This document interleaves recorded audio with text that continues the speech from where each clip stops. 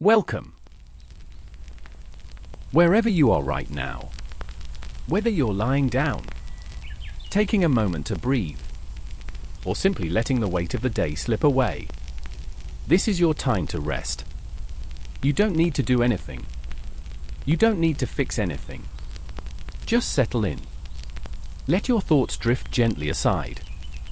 As we return to an ancient story, one of quiet obedience, unseen strategy, and the kind of faith that doesn't always make sense, but moves mountains, or, in this case, brings down walls.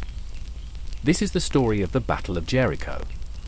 And like all the stories we tell here, it's not just about what happened long ago, but what still happens in the quiet places of our lives, when we learn to trust the God who sees beyond our walls. The people of Israel were finally standing on the edge of promise. After years in the wilderness, after burying one generation and raising another, they had crossed the Jordan. The river had parted for them, just as the Red Sea had for their parents. And now, the land stretched out before them. Green hills, strong cities, the land flowing with milk and honey, and guarded by stone and sword. Their leader was Joshua, no longer the young spy with hopeful eyes. He was now the commander of a nation, anointed by God, charged with completing the journey that Moses had begun. Jericho was the first challenge. It rose high above the plains, a walled fortress of stone and fear. Its gates were tightly shut. Its people had heard the stories. They had seen the crossing of the Jordan. And now, they braced for what they believed would be a siege.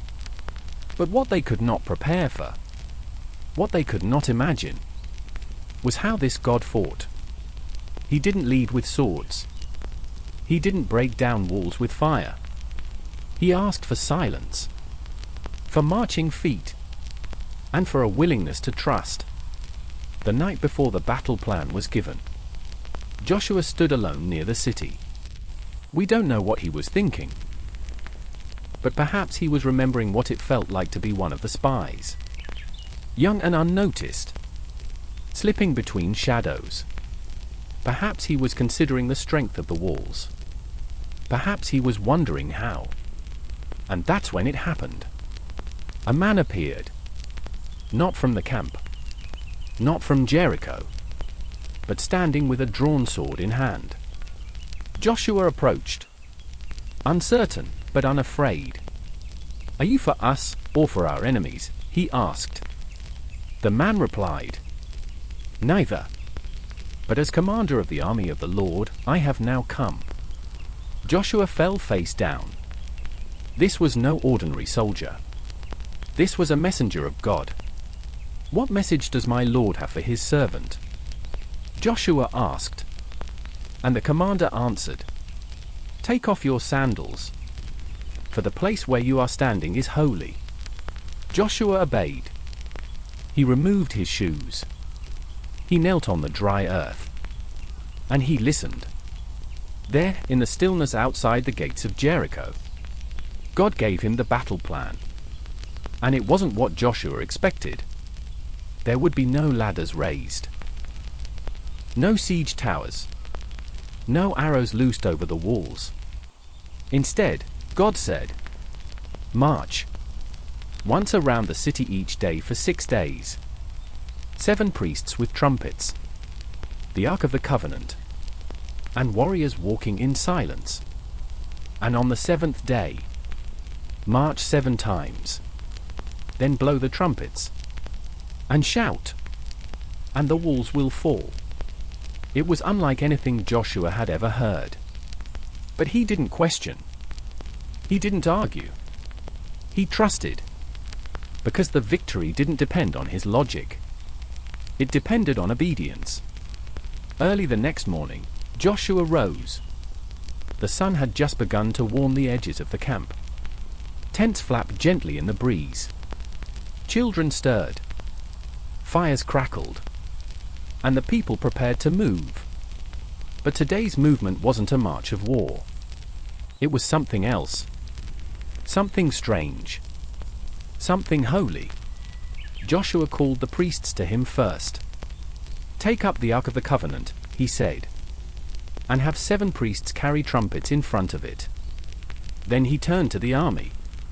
"Advance. March around the city," with an armed guard going ahead of the Ark of the Lord. And so, they began. Thousands of feet moved across the plain toward Jericho. No drums. No battle cries. Just the sound of sandals pressing into earth. And the gentle rhythm of breath. The priests carried their trumpets. But they did not blow them. The ark moved behind them. A visible sign that God himself led the procession. Behind the ark walked the warriors. Not shouting. Not charging. But simply walking. One lap. Around the outer wall. Jericho watched. From the towers. Soldiers leaned forward. Hands resting on stone. Eyes narrowed. What was this? No weapons raised. No siege. Just silence. Rahab, inside her home built into the wall, heard the footsteps pass beneath her window. She looked down at the red cord that still hung there. She could hear the quiet movement of the people. She saw the priests. The ark. She understood more than most. This was not the silence of hesitation. It was the silence of obedience. Of discipline. Of trust. She stayed inside. So did her family. Each one watching. Waiting. Wondering. When the marchers had circled the city once, they returned to camp. No attack. No confrontation. They settled into their tents. They rested. They waited. The next morning, they did it again.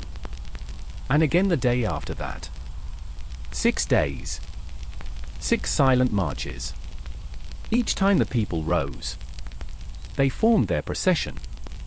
Each time the priests walked ahead, carrying the trumpets but not sounding them. Each time the ark moved, they followed. One circuit around the walls. Then back to camp. To the people of Jericho, it made no sense. What kind of army walks around a city and does nothing? By the 4th day, some laughed. By the 5th, others mocked. But Israel didn't waver. They didn't explain. They didn't respond. Because this wasn't about intimidation. It was about surrender. To a plan that seemed foolish to men, but was perfect in the eyes of God. Inside the Israelite camp, there were surely questions. Whispers. Curiosity. But no rebellion. They had wandered for 40 years. They had buried their parents. They had eaten manna in the wilderness. And they had learned, at last, to trust, even when they didn't understand. And so they marched, not to show strength, but to declare faith. Every step was a sermon. Every lap, a declaration. We move when God says move. We wait when He says wait. We trust when nothing makes sense. And as the 6th day ended, the air changed. There was anticipation now. A heaviness in the sky. The people went to sleep that night, not knowing what tomorrow would bring, but ready to obey. On the 7th day, the camp stirred before dawn. The air was cooler than usual, still and hushed, as if the earth itself held its breath. There was no confusion, no hesitation. The people knew what to do now. They rose early, gathered in formation, and prepared to walk again. But today would be different. Today, they would not circle the city once. They would walk 7 times. The priests carried the ark. 7 of them held the ram's horns. The warriors followed behind. Silent, alert. The sun rose higher, casting long shadows across the plain. As the procession reached the city, Jericho stood in silence too, watching. By now, no one laughed. No one mocked. Fear had replaced ridicule. The soldiers stood motionless on the walls, watching these strange people move with confidence and quiet authority. They began their first lap. Around the outer wall, stone still untouched, gate sealed tight. And when the first lap was done, they kept going. A second, then a third. Dust clung to their sandals. Their faces glistened with heat. But still, no one spoke. Their silence was a kind of reverence, a testimony that this was no ordinary campaign. This was not Israel's victory. It was God's. Rahab watched from her window. The red cord still hung where she had tied it. Her family sat close behind her. Some prayed. Some wept quietly. Some simply waited. But she never looked away. With each lap, her hope grew stronger, because she remembered the promise, and she had seen the faith of those who made it. The footsteps passed again, and again. By the time they began the 7th lap, the sun hung high and bright overhead. The entire assembly moved as one. An army without shouting. A people without fear. And when the 7th circuit was complete, the priest stopped. They stood still, just in front of the ark. The people stood with them. Thousands of them, encircling the city. Then, for the first time in days, Joshua's voice rose above the silence. Shout! For the Lord has given you the city. The priests lifted their horns, and they blew. A long, thunderous sound, wild and sacred. A cry of heaven and earth meeting. And then, the people shouted. It wasn't chaos. It was obedience. One great voice, thousands strong, rising like a wave against the stone. They weren't shouting in rage. They were shouting in faith. Because they had walked in silence for 6 days. Because they had marched 7 times. Because they had done everything God asked, even when it seemed impossible. This shout was not an act of force. It was a release. It was worship. It was surrender. It was trust turned loose in sound. And as the echo of their voices rolled across the plain, the walls of Jericho fell. Stone crumbled. Dust exploded into the air. The ground trembled. Massive blocks of fortified defense collapsed like dry earth. It wasn't a battle. It was a breakthrough. The walls that had stood for generations were gone in a moment. God had delivered the city, not by might, not by strength, but by His power. Only one place stood untouched. One section of the wall, still standing. A lone window facing the plain, with a red cord fluttering softly in the wind. The sound of collapse had faded. The dust began to settle. From a distance, the city of Jericho now looked like a broken monument. Walls shattered, towers reduced to stone. The proud gate splintered like dry wood. But within that ruin was one untouched home. A window still open, a cord still hanging. And inside, Rahab waited. Her heart beat fast, but not with fear. It was something else. A strange quiet had fallen over her family. No one spoke. No one moved. The ground had shaken beneath them. They'd heard it. The crash, the cries, the roar of a city falling. But their house still stood. their place in the wall remained. And now, there were footsteps again. But this time, closer. Not a marching army. Not guards on patrol. These were purposeful strides. Familiar. She moved toward the window, peering out cautiously. And then she saw them. Two men. The same two she had once hidden. Descending now into the city from the outer camp. They were not running. They were not shouting. They moved directly and calmly toward her. Rahab turned and gathered her family. "They're coming," she whispered. "The men I told you about. The ones I trusted." They followed her to the main room. Crowded but still. All eyes fixed on the door. When it opened, it wasn't with force. The spies entered quietly. There were no swords drawn. No armor gleaming. Just two men who remembered their word. They looked around the room.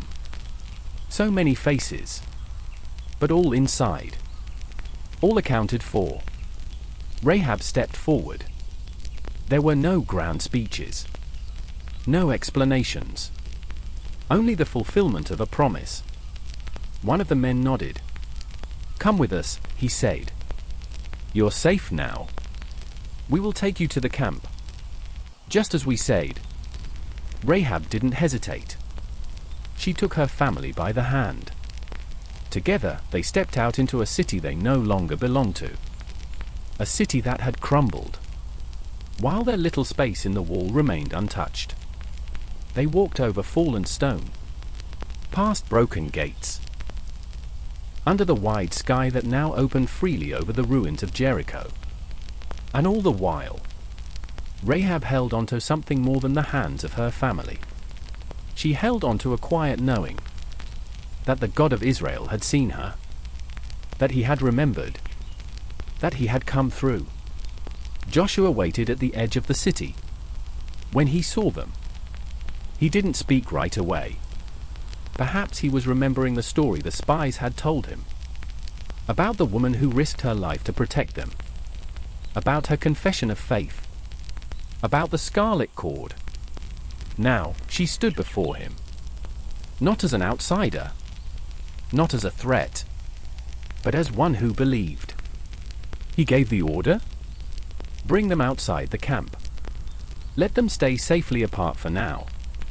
It wasn't rejection. It was reverence. A way of honoring a process. Of making room. Rahab and her family were not forgotten. They were protected. That day, as Jericho burned behind them, and the land of Canaan was shaken by Israel's advance, Rahab found something far greater than survival. She had found a new beginning. Her past was behind her, left among the broken walls. And ahead of her was a future she could never have imagined. In the days that followed, Rahab and her family remained just outside the Israelite camp. Not cast out, but sheltered. Not shunned, but held gently in a space between what was and what would be. There was time to rest, to breathe, to begin again. They were fed, clothed, treated with dignity. And while some eyes may have watched with curiosity, wondering who this woman was, and why she had been spared, none could deny the truth. She had believed before the walls came down. Rahab watched the people of Israel from a distance. Their routines, their worship, their prayers and songs and customs. And something in her heart stirred. This was not just a nation. It was a people defined by promise. They weren't perfect. She could see that. But they were chosen. Not for power. Not for pride. But to carry a message. That there is a God who draws near to the humble. Who leads with mercy. Who keeps his word. And Rahab had seen that for herself. There were days she thought back to Jericho. to the stone and dust, the echoes of its fall. But more often, she thought of the scarlet cord. She had kept it, not because it was magical, but because it reminded her that her faith had not gone unnoticed. It had been her banner, her declaration, her cry for mercy, and mercy had come. Eventually, the time outside the camp came to an end. Rahab was invited in, fully, not just tolerated, but welcomed. Her people became Israel's people. Her story became part of theirs. She didn't fade into the background. She didn't return to obscurity. Instead, she settled among them. She built a life. And over time, she married a man named Salmon from the tribe of Judah. Together they raised a family. They worked the land. They told stories at the fireside. And as the years passed, her past no longer defined her. Her courage did. Her faith did. Her name did. Rahab, a name that had once been whispered in back streets, now spoken with honor. Not because she had earned a spotless record, but because she had trusted, when trust meant everything. In time, Rahab would become the mother of Boaz, a man known for his gentleness and strength. Boaz would marry Ruth, the Moabite woman of great loyalty, and from their line would come Obed, and then Jesse, and then David, the shepherd, the warrior, the king. And generations later, from that same line, would come Jesus, the Son of God, the Savior of the world. And woven into his genealogy, into the very fabric of his arrival, was the name Rahab. As the years passed, and Israel settled into the land, the story of Jericho became one of their most remembered victories. It was retold by firelight, written in scrolls, sung in the prayers of children. But for Rahab, the story was never about walls. It was about something quieter, something deeper. It was about obedience. When things didn't make sense, it was about stepping forward in faith.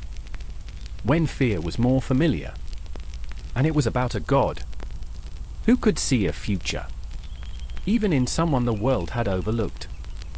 Rahab had lived on the edge, literally in the wall of a fortified city, and figuratively in the margins of her society. But God had seen her heart. He saw her courage, her clarity, her willingness to risk everything, for the hope of something better. And that scarlet cord, that simple rope tied in a window, became a symbol that echoed throughout history. It pointed to a deeper kind of salvation, a protection that didn't depend on weapons or walls, but on mercy, and trust, and grace. Even today, Rahab's name is remembered. In the book of Hebrews, she's listed among the great cloud of witnesses, heroes of faith who chose to believe God, even when they couldn't yet see the outcome. Not for her strength, not for her perfection, but for her faith. And that is what mattered most. So what does that mean for us? Here and now? It means that faith doesn't have to be loud. It doesn't have to be perfect. It doesn't have to come from those in power or prestige. Sometimes, faith is quiet. It looks like welcoming someone at risk to yourself. It looks like tying a rope in a window. It looks like standing still when the world shakes around you, trusting that God sees and He remembers. Wherever you are in your story tonight, whatever walls you face, remember Rahab. Remember the woman who believed when she had every reason not to. Remember that God honors those who trust Him, even in the middle of uncertainty. And know this: He still makes a way. He still writes new stories. He still brings down walls. So as you settle in now, let your heart rest in that truth. You don't have to have it all figured out. You don't have to be fearless. You don't have to be perfect. You are seen. You are known. And you are invited, just like Rahab, into a new beginning. Let that truth quiet your thoughts. Let it bring stillness to your breath. Let it wrap around you like a covering. The God who brought down Jericho's walls is still at work, in ways we cannot always see, but can trust. So tonight, may you rest not in your own strength, but in the one who keeps his promises. And may your soul be held by the same faith that once fluttered like a scarlet thread in the warm wind outside a window. Good night, and may peace go with you.